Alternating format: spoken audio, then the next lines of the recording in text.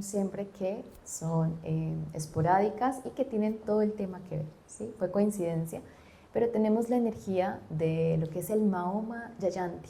Es una energía de recordar a este profeta y al mismo tiempo vamos a empezar hoy con el Bhagavad Gita y hablamos también de Vyasa, que es otro gran profeta, y vamos entonces a hablar sobre profetas y sus escritos, sus escrituras y los escritos sagrados. Así que qué lindo que justo cuando empieza Bhagavad Gita, empieza también esta energía cósmica de Mahoma Yayanti. Teniendo este símil de estos dos profetas, vamos a explicar también un poquito, hablar un poquito también de lo que son las yugas, que son estas etapas y esto en ciclo que conforma lo que llamamos el samsara, esa rueda, y cómo se cuenta y se dice que si nosotros somos capaces de saber todo lo que ha acontecido hace muchos, muchos años, también podemos ser profetas porque sabiendo todo lo que ha ocurrido, podríamos saber qué va a pasar en el futuro. Y esta es la gran habilidad que tuvo Mahoma y que tuvo también Veda Vyasa. Mahoma es el fundador del Islam y él en un momento pues nace en lo que es una familia muy pobre, humilde, y se dedica primeramente a ser pastor y luego a ser comerciante. Entonces, él no aprende lo que son las letras, los números o la palabra escrita. De la misma manera, Veda Vyasa. Veda Vyasa tampoco es que él fuera un escritor o tuviera letra súper bonita, sino que realmente ninguno de los dos profetas de los cuales vamos a hablar hoy, Vyasa y Mahoma, sabían escribir. Entonces, ¿cómo es que alguien que no sabe escribir y que ha nacido en una familia pobre puede acceder a tal grado de comprensión y sabiduría para transmitir una ética, ¿sí? Unos lineamientos éticos que pueden conformar la base de una filosofía y de una religión? ¿Qué pasa con los pueblos originarios y con los pueblos que no tuvieron escritura? Actualmente se les considera que no fueron grandes civilizaciones. Hoy vamos a ver el contrario, que realmente quienes no necesitan de escritura, quienes tienen una buena memoria para la transmisión oral de las enseñanzas de los unos a los otros, son los pueblos más sabios de todos, no aquellos que tuvieron por necesidad, por falta de memoria, que tener un montón de libros y bibliotecas y que si se les quemaba perdían absolutamente todo el conocimiento. La verdadera sabiduría no puede ser tan frágil, como que si se te quema y se te moja y se te pierde, ya no la tienes más. Mahoma medita en una cueva y es en esta cueva quien se le presenta el ángel Gabriel. ¿Es un ángel o un arcángel? No recuerdo, arcángel. ¿Es arcángel Gabriel? Y entonces le transmite a Mahoma toda la enseñanza desde la palabra de Dios. A Veda Vyasa le pasa lo mismo, no es él quien dice y cree que de su intelecto está enseñando a los demás, sino él solamente le llega un mensaje que es tan poderoso que él lo tiene que compartir.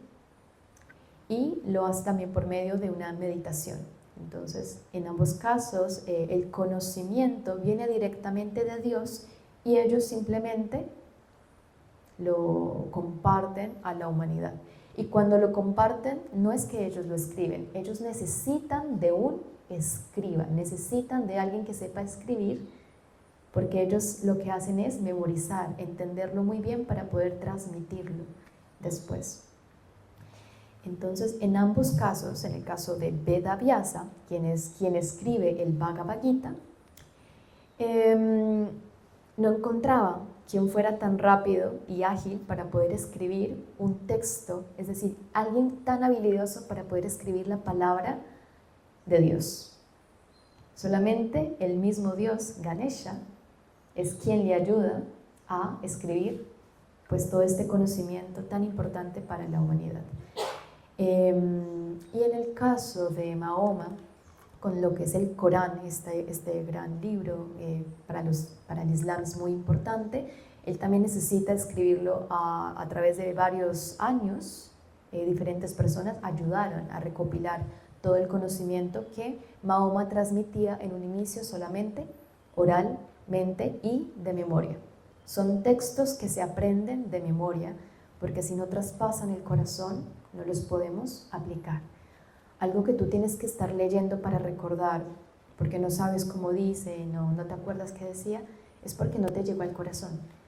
Por eso los refranes colombianos, que son como a nosotros de chiquito nos educan, el que madruga a Dios, ayuda. Eso rima, es bonito, uno se acuerda y tiene una práctica inmediata.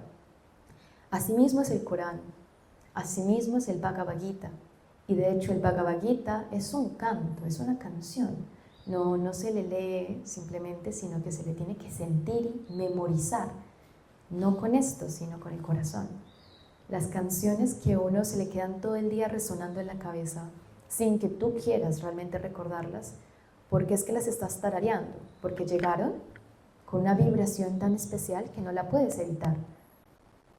No es que tú te esfuerzas por recordarla. Es tan natural que tú durante el día estarías tarareando el Bhagavad Gita. Y yo he escuchado aquí varios compañeros de la cocina que están cocinando y están todo el día con los kirtan y ni siquiera se dan cuenta. Y eso es el efecto que tiene en la transmisión oral y que comprendamos que son escritos que son poéticos, son poesía. La poesía llega directo al corazón y desde allí es que se entiende. ¿Sí? Entonces, si conocemos que ha pasado hace mucho tiempo siempre los mismos dramas, la misma historia, podemos entonces cada uno ser profeta y saber de que van a pasar ciertas cosas en el futuro y podemos adelantarnos a esas cosas. Entonces, las grandes enseñanzas que Mahoma enseñó por medio del Islam, ¿sí?, que fundó, son exactamente las mismas enseñanzas que encontramos en el Bhagavad Gita, y eso lo vamos a ver.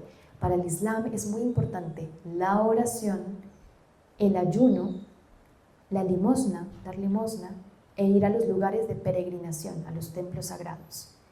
Y son exactamente los 4 caminos de yoga que tanto repetimos acá. Karma Yoga, que es el servicio desinteresado, ¿sí?, que es el ayudar, dar la limosna.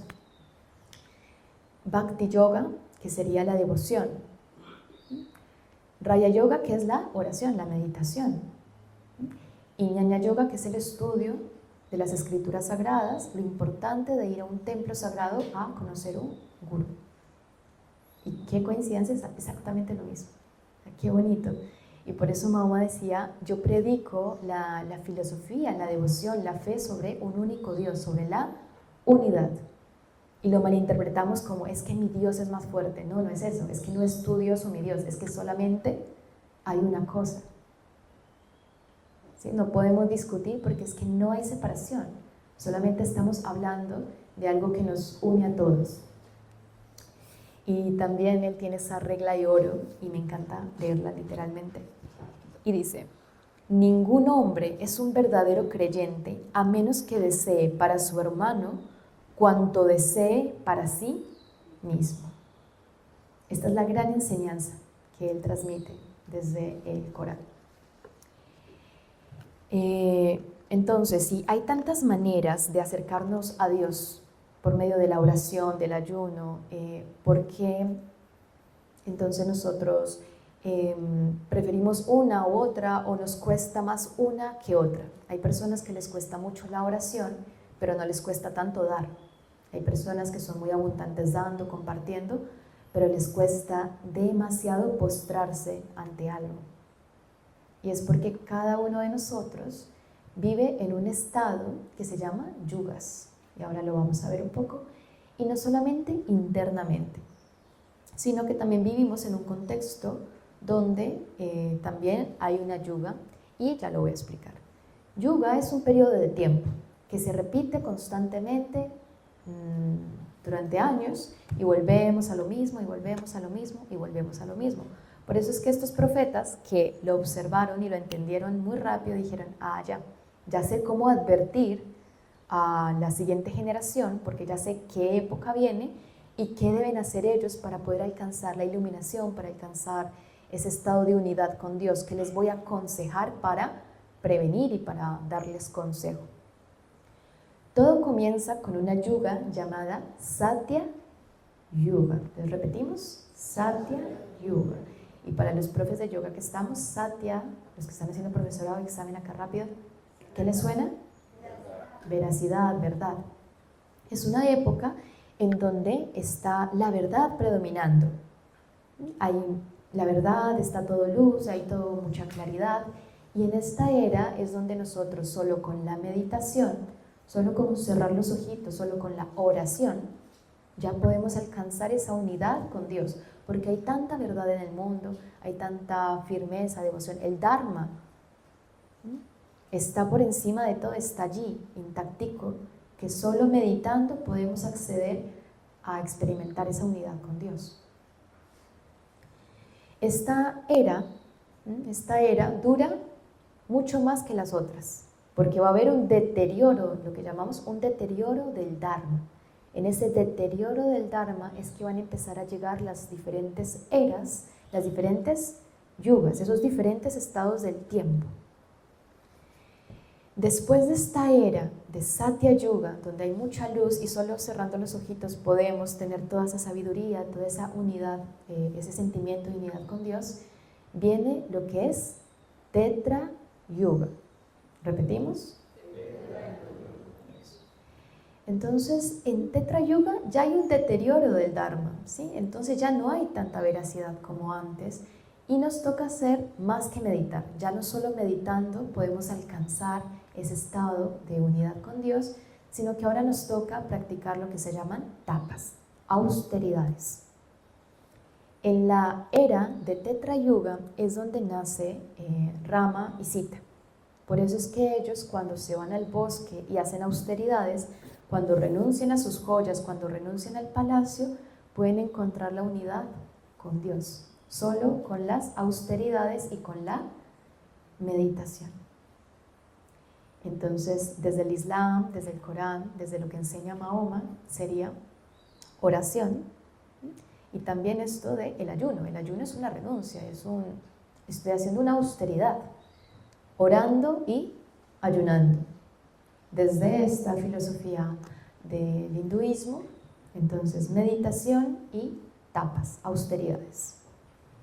Se sigue deteriorando el Dharma, ¿sí? Seguimos perdiendo, es ese despropósito, ¿sí? Cuando empieza ese despropósito en la vida, se deteriora el Dharma y entonces llegamos a otra era llamada Dwapara Yuga. Dwapara Yuga. Dwapara Yuga. Entonces, en Dwapara Yuga ya no es suficiente ni meditar ni las austeridades, sino que nos toca ahora otra cosa más, porque se ha deteriorado tanto el Dharma que ya no es suficiente cerrar los ojos, irnos muy lejos de la montaña solitariamente para iluminarnos.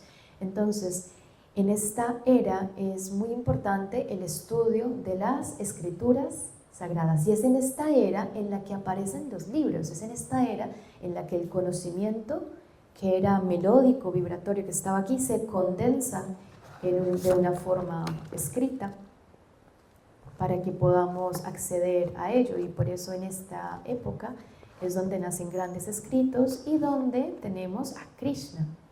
Entonces ya no es Rama, ya no es Sita, sino que en la era de Dwapara Yuga aparece Krishna, quien es quien enseña a Arjuna todo el yoga.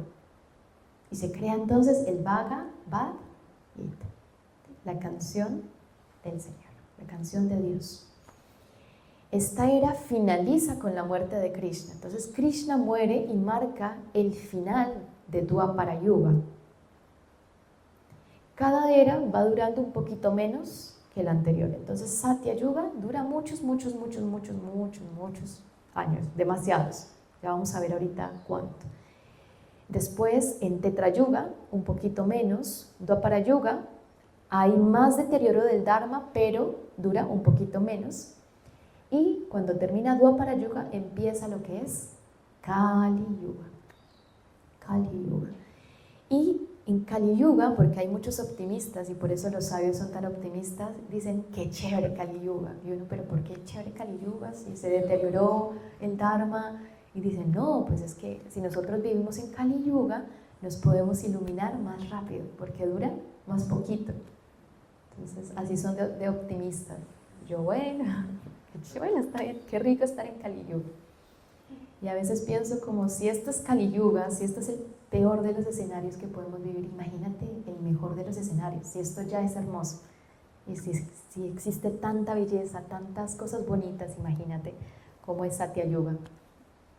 En Kali Yuga ya el Dharma se deterioró por completo, ¿sí? No hay bondad, no hay verdad, no hay práctica espiritual, está el despropósito reinando. Ya no reina el Dharma, sino reina el despropósito, y lo vivimos mucho en nuestra época, ¿no? Esa falta de propósito nos lleva a la búsqueda espiritual.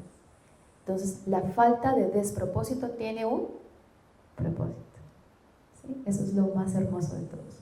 Solamente nos está conduciendo mucho más rápido a nuestro camino espiritual, a la sensación de unidad con Dios, que va a durar mucho más poco, pero nos toca esforzarnos más, porque ahora tenemos, ¿cómo eran los pasos? Meditar, austeridades, escrituras y recordar el nombre de Dios, leer, estudiar profundamente la sabiduría.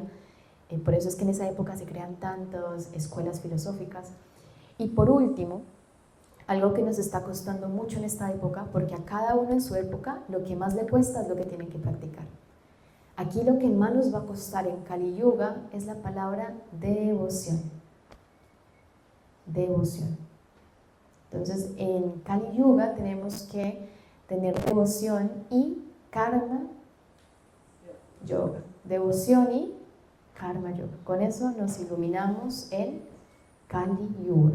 Con eso accedemos a la comprensión con Dios, a la unidad con Dios. Y en esta época, yo he escuchado mucho esto de que preferimos quedarnos solos meditando, porque nos es más fácil eso. Nos es más fácil hacer austeridades, es decir, sacrificarnos, porque sacrificio es de eso, hacer un oficio sagrado, un sacro oficio, levantarnos a las 4 de la mañana a trotar, alzar pesas. Ese día no comer, estudiar, esforzarse. Nos es mucho más fácil tener toda esa rutina que estar sentaditos cantándole a Dios, porque sentimos que es una pérdida de tiempo. Y ahí está la trampa. Si no practicamos devoción en esta era, si no practicamos karma yoga en esta era de Kali Yuga, no nos vamos a poder iluminar, porque ya no nos basta con la meditación y las austeridades y ser disciplinado y la práctica y el estudio y con los libros, sino que tenemos que profundizar en la devoción, en el Bhakti Yoga, en el Kirtan y en el Karma Yoga. Más todo lo otro. No es que no vas a meditar, todo es todo, porque estamos en Kali Yuga, tenemos que hacerlo todo. Entonces, desde el Islam sería lo mismo, la oración, el ayuno, que serían las austeridades, la limosna, que la limosna es estar a servicio desinteresadamente, karma yoga, y la peregrinación, la devoción. Se dice que en el Islam ellos rezan 5 veces al día, ¿sí? Cantan, es como un estado natural, es su práctica, y por medio de esa práctica podemos llegar. Entonces, en el Bhagavad Gita, que hoy lo vamos a ver, una introducción del contexto histórico a las 12, invitar a los compañeros a que asistan e invitar a los que están online a que vengan a profundizar en este conocimiento en el profesorado de yoga. Vamos a ver en el Bhagavad Gita por qué de un momento a otro dicen, no, es que el mejor camino, Arjuna, el mejor camino es el de las escrituras sagradas. Y luego Krishna le dice, no, el mejor camino es el del Bhakti Yoga, el de la devoción. No, Arjuna, el mejor camino es el de la filosofía, el de tú quedarte meditando. Y entonces hay muchas críticas que dicen, el Bhagavad Gita se contradice. No, no se contradice. Es que como hay múltiples universos, múltiples tipos de personas, y Arjuna, tenemos un Arjuna interno cada uno de nosotros, necesitamos escuchar las palabras para cada uno de esos Arjunas diferentes. Por eso hay un Arjuna que necesita más de filosofía, estudiar escrituras sagradas, otro que necesita un poco más desde la devoción, desde la meditación. Y entonces así podemos entender mejor el Bhagavad Gita, que nos está condensando todo el conocimiento de los Vedas. Existen 4 Vedas que también antes no estaban escritos. Es Veda Vyasa quien los escribe porque los humanos estaban perdiendo la memoria y estaban siendo incapaces de recordar las enseñanzas de los Vedas. Entonces, estas enseñanzas que son, o sea, antes de los Vedas, entonces se decide escribirlas, conformar los Vedas, separar este conocimiento, porque no se podía entender como unidad, y luego ya dejarlo de manera escrita para que lo estudiáramos. Y se dice que el Bhagavad Gita es el 5º Veda. Y así vamos a seguir con el 6º, 7º, 8º, 9º, 10º, si no nos enfocamos en recordar desde el corazón. El Bhagavad Gita está dentro de un gran libro que es el Mahabharata, que es tener como 4 Biblias, ¿sí? 4 veces la Biblia o 8 veces la Ilíada y la Odisea juntos. Y es toda la historia, no solamente de la India, realmente es la historia de la humanidad. Me gusta mucho cómo lo expresa Chris Nirmala. Dice, los dramas que no están escritos en el Bhagavad Gita es que no existen. Están todas las telenovelas mexicanas, colombianas, las coreanas, todo. El drama que pueda existir, están ahí. Entonces venimos simplemente repitiendo, estando en estos ciclos. Y estas eras son conformadas en ciclos, es una rueda, es el samsara, y por eso continuamos allí, ¿sí? De Satya Yuga a Tetra Yuga, Dwapara Yuga, y otra vez, a Kali Yuga, otra vez Dwapara Yuga, otra vez Tetra Yuga y otra vez Satya. Estos ciclos son muy hermosos porque no duran solamente 5 años o 6 años. A mí me parecía muy gracioso desde pequeña estar escuchando que el mundo se va a acabar. Yo desde pequeña lo único que escucho, los recuerdos que tengo es que se va a acabar en el 2006, que se va a acabar en el 2012, que se va a acabar, y te atormentan. Es terrible que nos hagan eso, porque para mí es mucho, 12 años, 6 años, es demasiado. En este conocimiento de las yugas, de estas eras y de este ciclo, hay lo que se llama un Maha Yuga, que es cuando completamos uno de esos ciclos. Y tan solo completar uno de esos ciclos, ellos dicen que son 4 millones así de años, tan solo para pasar esa ruedita. Y luego dicen, un día de Dios, que sería como un Manvantara, equivale a 71 de millones de esos ciclos. Y tienen una matemática increíble, una matemática que no estaba escrita. O sea, no tenían no tenían un cuaderno como nosotros, que hacemos una multiplicación y nos parece increíble porque podemos y tenemos la habilidad matemática y del álgebra, y combinar letras con números, y nos creemos fantásticos por eso. Ellos lo tenían aquí, tenían tal cantidad de números como estrellas podían ver en el cielo, y eso solamente, en mi perspectiva, siento que era por la contemplación de la naturaleza. Exponencialmente miremos las hojas, si quisieras contarlas, ¿cuántas serían? ¿Cómo podemos creer que la vida dura tan solo 2000 años, 3000? Son números muy pequeños. ¿Qué tenemos en nuestra mente como para pensar tan chiquitico?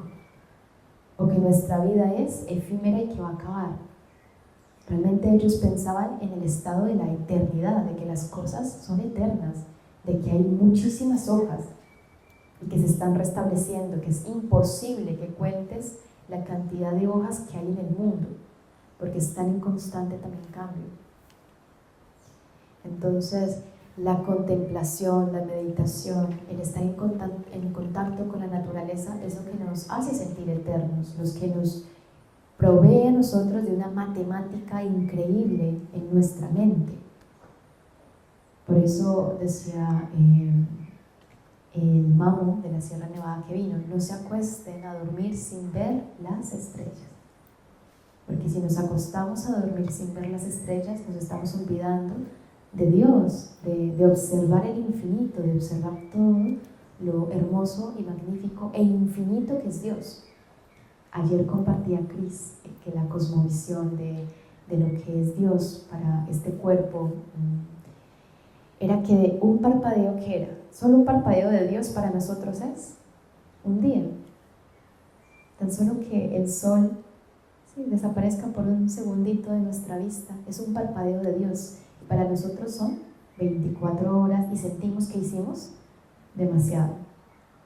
Entonces, la sensación de eternidad, la sensación de que estamos en diferentes eras. Pero entonces, ¿dónde están esas eras? ¿Dónde existe Satya Yuga? Dwapara, Tetra, no solo es afuera, dentro de nosotros. Yo estoy en mi vida, en la época de mi vida, en donde yo puedo estar en mi época de Kali Yuga, o en mi época de Tetra Yuga, o en mi época de Dwapara Yuga. Y asimismo, en un día, en un solo día, yo puedo tener un momento de Tetra Yuga, un momento de Kali Yuga, un momento de Satya Yuga, que son esos momentos que nos podemos predisponer para meditar. ¿Recuerdan cuáles eran en el satsang de meditación que veíamos? A la mañana y a la tarde. Ese es nuestro momento de Satya Yuga, donde todo es más claro, donde no hay ruido, donde no están pasando, gritando, vendiendo aguacates. ¿Sí? Entonces, en ese momento meditemos. Después, un poquito más a la tarde, ya no va a ser tan solo meditar, podemos hacer ayuno, ¿no? A las 10, ¿qué es lo que nosotros hacemos? En vez de estar desayunando una bandeja paisa, hacemos yoga. Estamos haciendo austeridades, tapas. Hacemos un pequeño ayuno. Entonces, durante el día ya tenemos ese progreso. Luego, un poquito más a la tarde, no solamente hacemos, ya hicimos meditación a la mañana, ayuno, es decir, tapas y austeridades, y ya cuando está el pleno cenit, el sol ahí alumbrando, donde hay luz, cuando hay luz, podemos dedicarnos a estudiar, a aprender también, a leer, a practicar, a hacer karma yoga, a hacer devoción. ¿Qué pasa si cuando está en Satya Yuga yo más bien me pongo a hacer karma yoga y los despierto a todos cocinando? ¿Sí? O a la noche encender la luz y trasnocharme para estudiar las escrituras sagradas.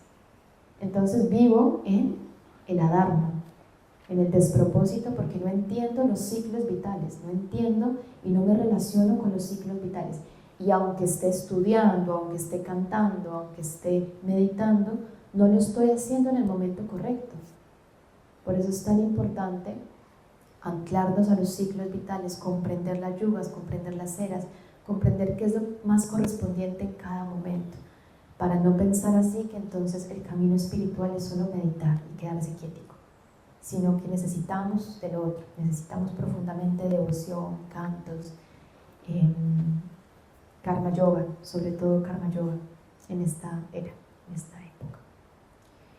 Bueno, entonces vamos a continuar a las 12, ya en el contexto histórico de lo que es el Bhagavad Gita, y con la conclusión de que estos conocimientos son eternos. El decir y datar una fecha de cuando fue escrito el Bhagavad Gita y el Corán es imposible, porque es que ellos no lo escribieron, ese conocimiento ya estaba eternamente, ellos simplemente lo que hicieron fue compartirlo. Por eso no es que qué tan antiguo es que es una sabiduría eterna, es una sabiduría que nunca ha nacido, porque siempre ha existido. Lo único que podemos datar es ya cuando lo transcribieron en una hoja, pero realmente ese conocimiento estaba en el corazón de todos los seres mucho antes de que existiera una pluma, una piedra donde tallar, algo con que escribir. Entonces, para valorarlo.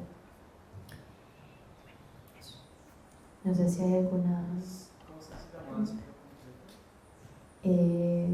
una Maha Yuga es cuando completas toda la ruedita, ¿no? Que vas de Satya a Tetra, Dwapara, Kali, otra vez Dwapara, Tetra, Satya, y así estás. Eso es una Mahayuga.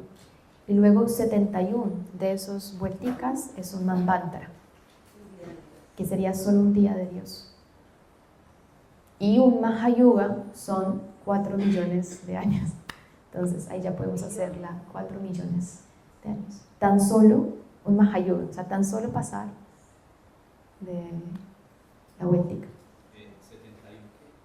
71. Y 71 Mahayugas es un Manvantara, que es un día de Dios. Ay.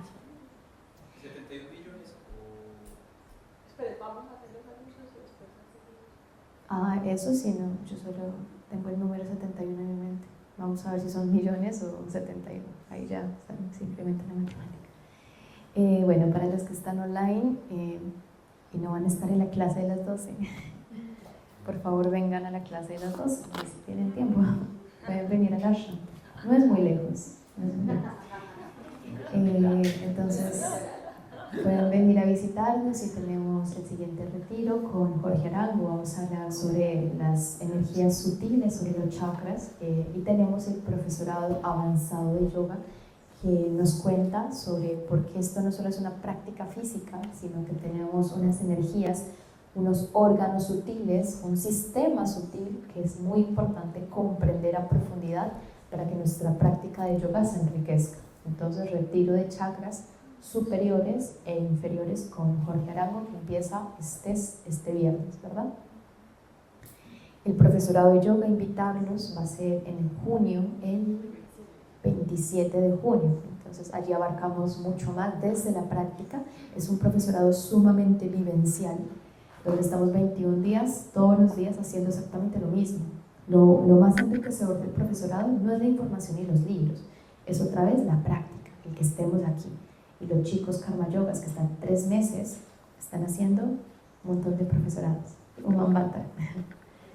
Entonces, invitarlos también al retiro de niños, están todavía a tiempo, es este viernes, es un retiro en familia. Entonces, puedes venir con tus niños y tú vas a estar con un conocimiento muy hermoso sobre los chakras, y los niños también van a tener su propio conocimiento espiritual para chiquitines, pues adaptado para ellos.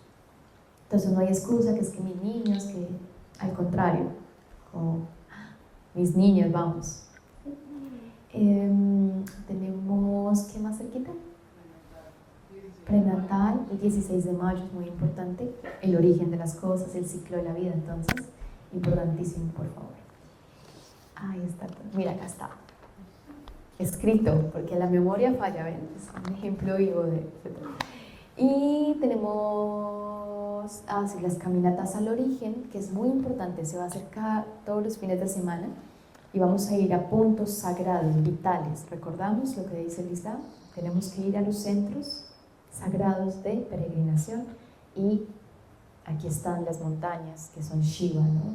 La montaña, los ríos, los ojos de agua, los nacimientos de agua, restablecen la paz en nuestra vida. Cuando uno ve nacer algo, la ternura que te produce ver nacer un río es indescriptible. Ya con eso no hace falta hacer años de terapia.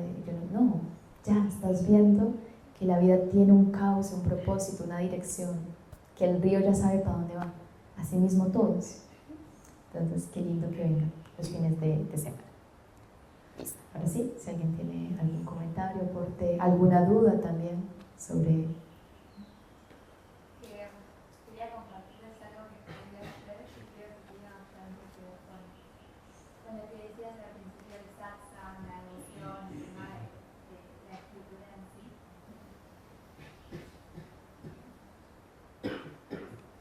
A veces...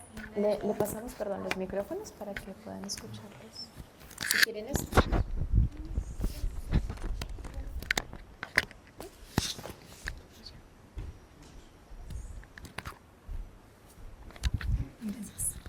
Es muy cortito. A veces mi mente se llena de poesía. Eso hace el yoga. Cada dolor, cada flor, cada mirada es digna de una canción. Pero entonces me siento a escribir y nada sucede. No sé cuánto he pasado frente a la hoja en blanco, pero al final siempre ocurre lo mismo. Nada de lo que diga, ni los más refinados versos parecen ser suficiente. termino escribiendo una palabra en la que caben todas mis poesías. Lo único que puedo decir o cantar sin que pierda su verdad. Finalmente, en mi hoja hay solo eso, el nombre de Dios.